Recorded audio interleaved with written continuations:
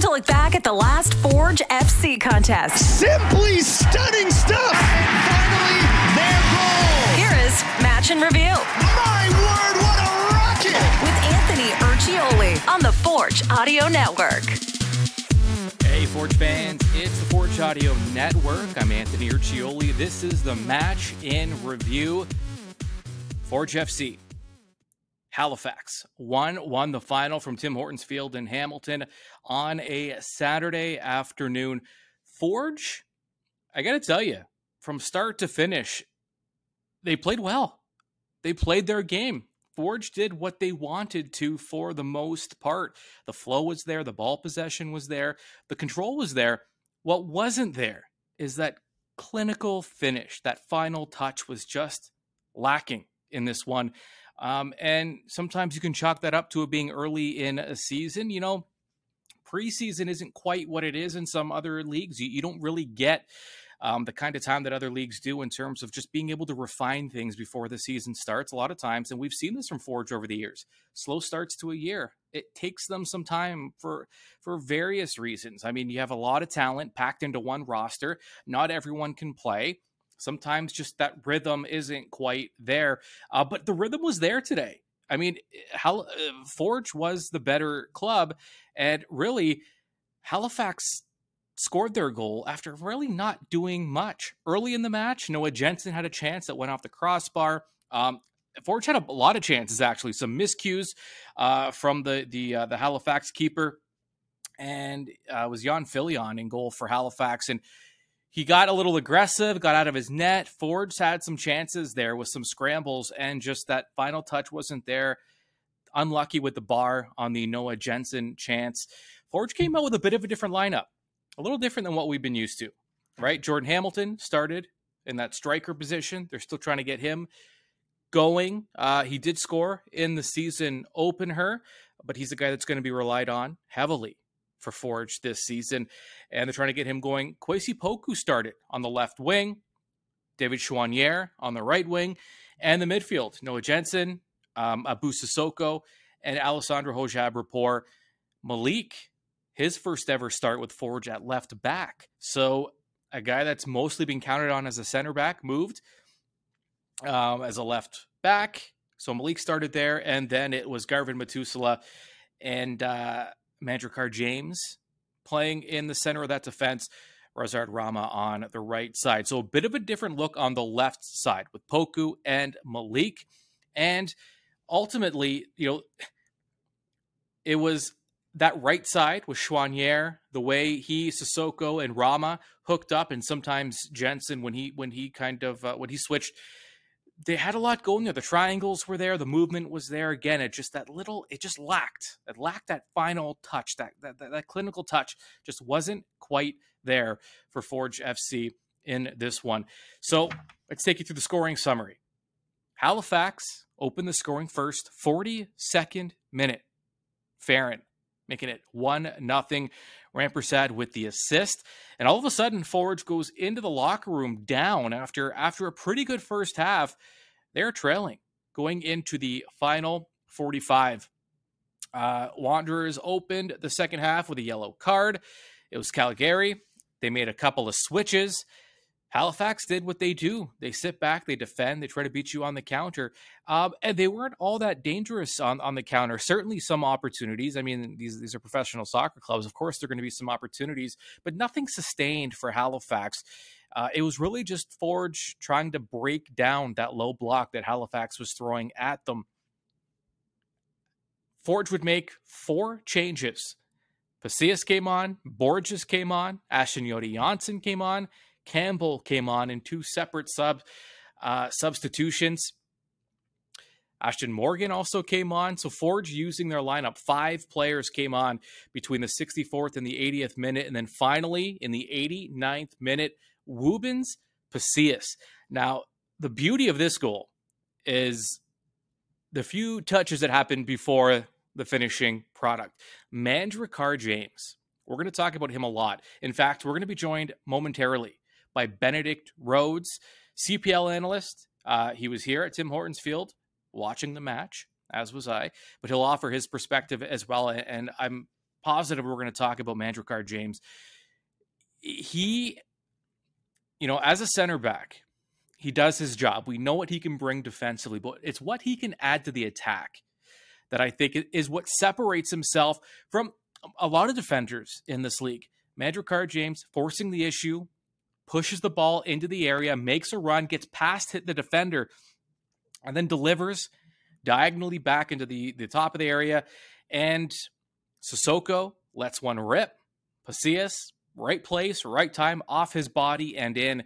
And it was your tying goal. And again, it was all started because Benedict James jumped in and forced the issue and forced Halifax to defend.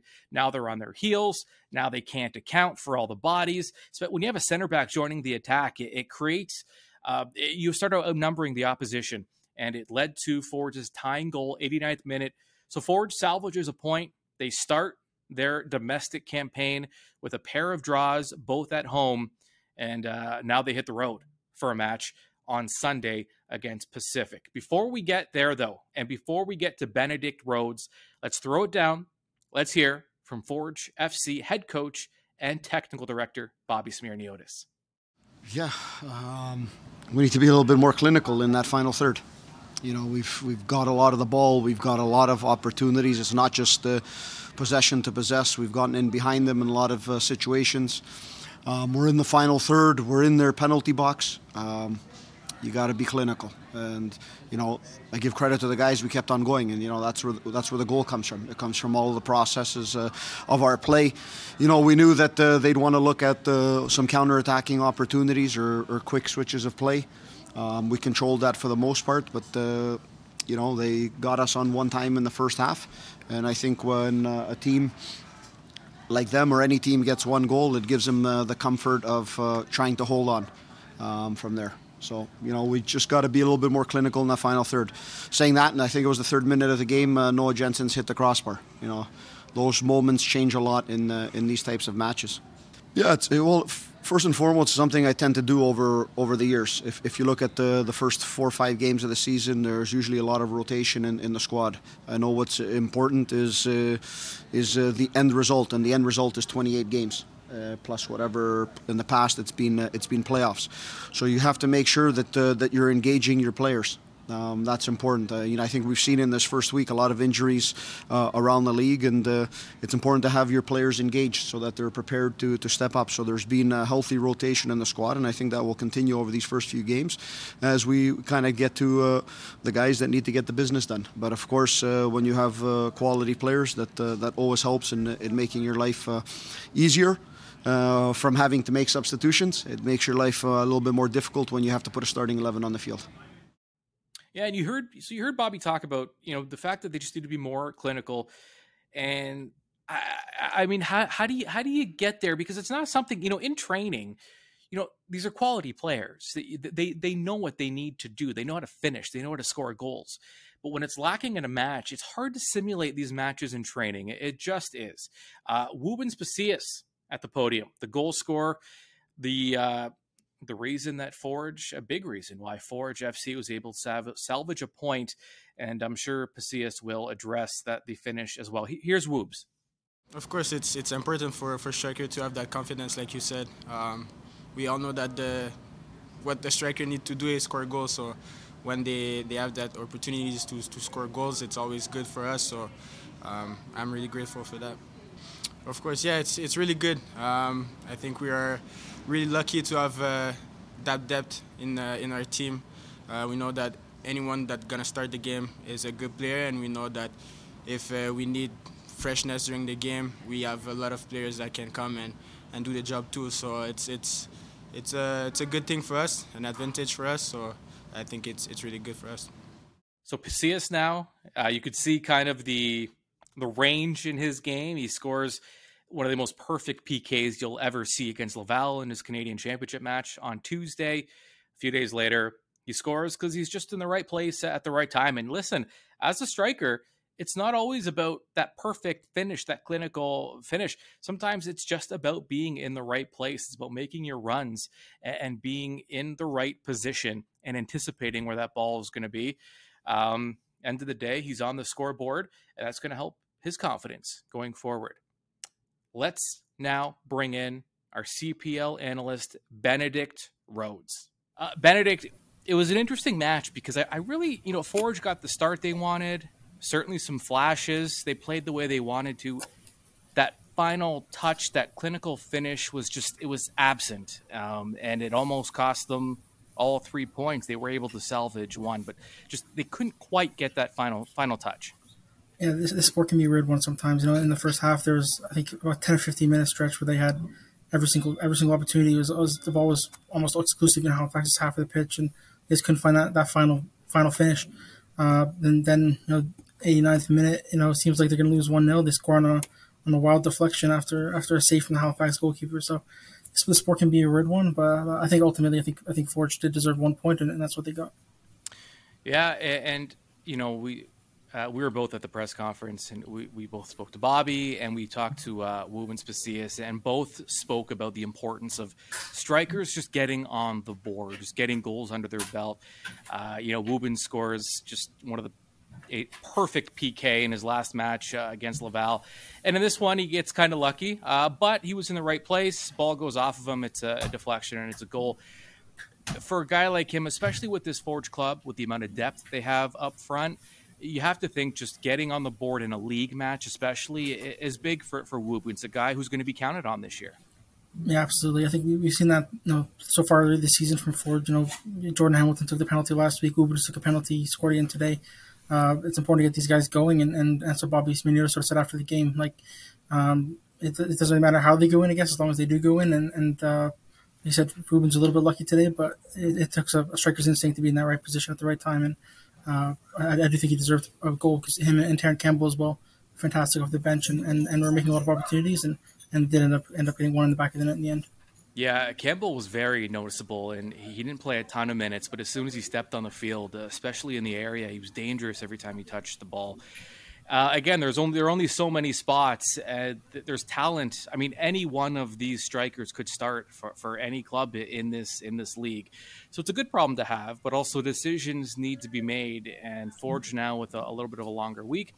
Do you see them going with this kind of strategy of we're going to go with kind of we think what works before the match, but we're going to try to get all of our strikers a touch at some point and get them some minutes? Do you think this is kind of the formula Forge will go with going forward? Yeah, I think so. I expect it to be sort of like a platoon, if you will, between the best forwards. I think Jordan Hamilton and Woobin Spasias both have the quality where you don't want to take them off the pitch, but you also can't start both of them most likely.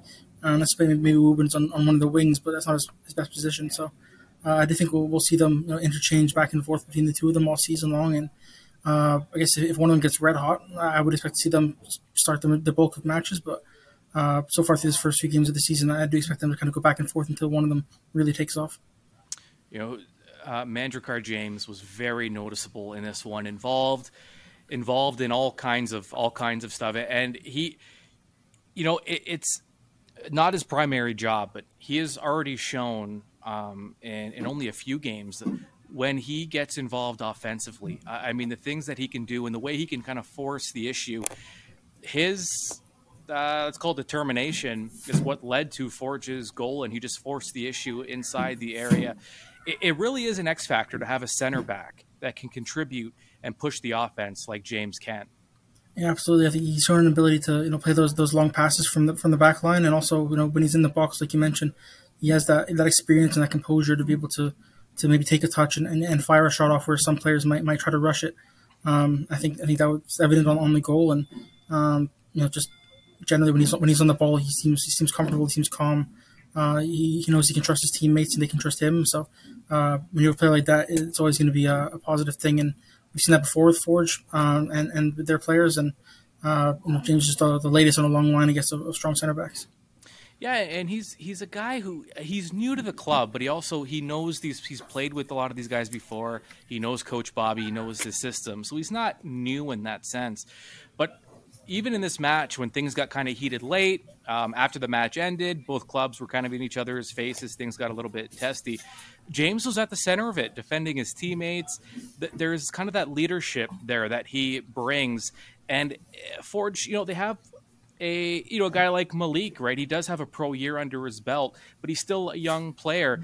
And a guy like James to kind of force the issue and kind of take things over. And there's a leadership quality there that, maybe we didn't, Forge fans who weren't as familiar with him didn't know what to expect. But he brings something. I don't know if it's a grit. There's a commanding presence about him. Does that make sense? I think so. Like, he's played in Europe for the best part of a decade, and played for the national team. And I think when you have those two things on your resume, similar to an Ashton Morgan as well at left back, you have these veteran leaders and people who command a presence, like you said, and people listen to them. I think also an important thing is he's not the kind of flashy player who wants to be the star of the show. He knows every player has a position and every player has a role to play, and he plays his well, and he brings the best out of the players around him as well. And you can't really ask for much more than that out of a center back. Yeah, he's been as advertised, I guess you could say. Noah Jensen did not score today, so it's his first match without a goal. He did get the start, and he got very close. He hit a crossbar early. Bobby Smirniotis kind of touched on that if that goes in, it changes the game, and that's just the way the sport works. But again, we're 3 matches in, and Noah, again, one of the more noticeable players on the field. I think it's safe to say that we can stop referring to Noah Jensen as kind of this, young, green, whatever, inexperienced player. He, game in, game out, there's a presence about him. I mean, you have no choice but to notice him. He's been that good.